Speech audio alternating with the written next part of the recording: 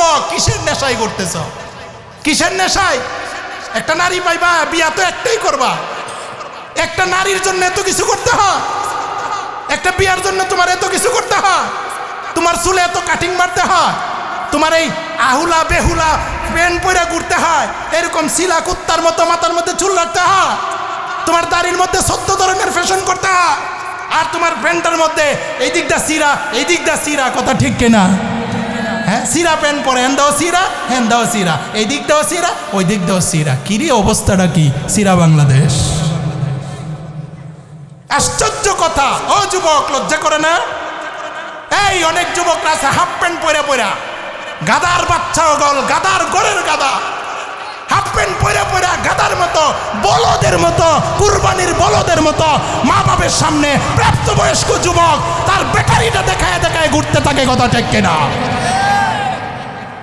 এত নির্লজ্জ তুমি কিভাবে হইলা? এত নির্লজ্জ তোমাকে কে বানাইলো? এত নির্লজ্জ তুমি প্যান্ট পরা, তুমি একজন প্রাপ্তবয়স্ক যুবক, যুবতী তোমার বোন, তার সামনে প্যান্ট পরে ঘুরো, তোমার বাপের সামনে প্যান্ট পরে ঘুরো, তোমার মার সামনে প্যান্ট পরে ঘুরো, তোমার সেই কি বলে চাচির সামনে প্যান্ট পরে ঘুরো, এইরকম কইরা মানুষের সামনে প্যান্ট পরে ঘুরো, আর রাস্তায় বলদের মতো ঘুরতে থাকো, কুকুরের মতো ঘুরতে থাকো। তোমার তো একটু অনুভূতি হওয়া দরকার, কথা ঠিক কিনা? বলবেন হুজুর এত বড় কথা বললেন, গাদার গাদা। এটা আমি বলি নাই, আল্লাহ বলছেন উলাইকা কাল আনআম বালহুম আযাল। আল্লাহ বলেন যারা মানুষ হয়েও মানুষের সভ্যতা যাদের ভিতরে নাই, তারা মানুষ না, তারা মানুষ না, তারা অমানুষ, তারা জানোয়ার। আল্লাহ বলেন জানোয়ার না, জানোয়ার থেকে আরো অদম, আরো অদম, আরো নিকৃষ্ট, কথা ঠিক কিনা? এই জন্য যুবক, অযুবক ভাইরা, নৌজওয়ান ভাইরা, হুজুর চলে আসছে আমার কথা শেষ দিকে। আমি তোমাদেরকে একটাই কথা বলতে চাই, এখনো সময় আছে, এখনো সুযোগ আছে। আসো, আসো, আল্লাহর দিকে ফিরো, পরকালের দিকে ফিরো। নিজের যৌবনের চাহিদা আর কত মিটাবা? ফেসবুকের গুনাহ আর কত করবা? টিকটকের গুনাহ আর কত করবা? তোমার তো মরতে হবে। ও বুড়া বাবারা, আর কত বিড়ি টানবেন? আর কত সিগারেট টানবেন? আর কত বাড়ি নিয়ে ব্যস্ত থাকবেন?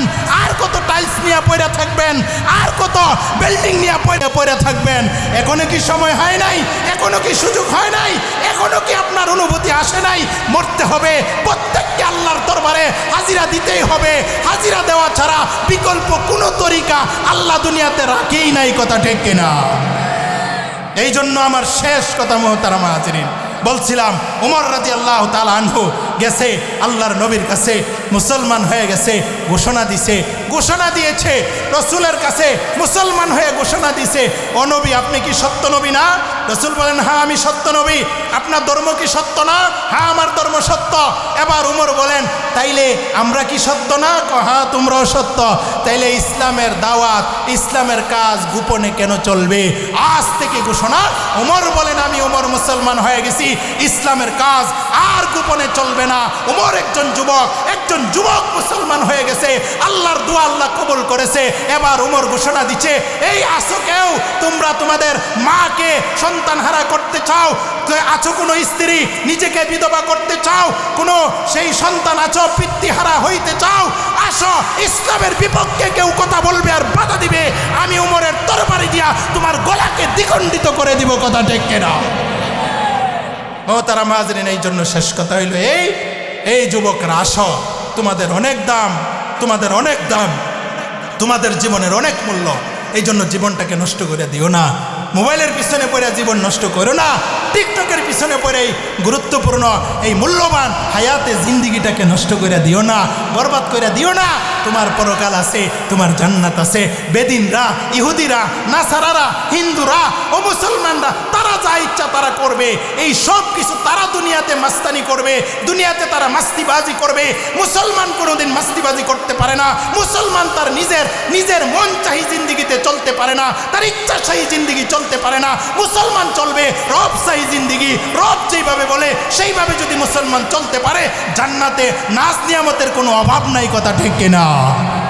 একজন যুবককে 70 থেকে 72টা হুর পরে আল্লাহ পাক দান করবেন। 70 থেকে 72টা সর্বনিম্ন এই দুনিয়ার সমান 10 দুনিয়া বরাবর একটা জান্নাত আল্লাহ পাক দান করবেন। 80,000 খাদেম আল্লাহ পাক দান করবেন। আর কি চাও যুবক, কি চাও? কতজন চাও তুমি?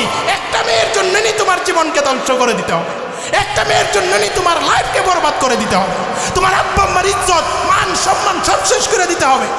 আল্লাহ পাক সময় হইলে তোমার জন্য বৈধ পন্থায় স্ত্রীর ব্যবস্থা রাখছে, সেই অবস্থায় তোমার স্ত্রী আসবে, বৈধ চাহাত খাস পুরা করবা 100 বার, তখন গুনাহ না, তখন সওয়াব হবে, সুন্নতের সওয়াব হবে, আর আল্লাহ পাকের রহমত বর্ষিত হতে থাকবে। কথা ঠিক কিনা?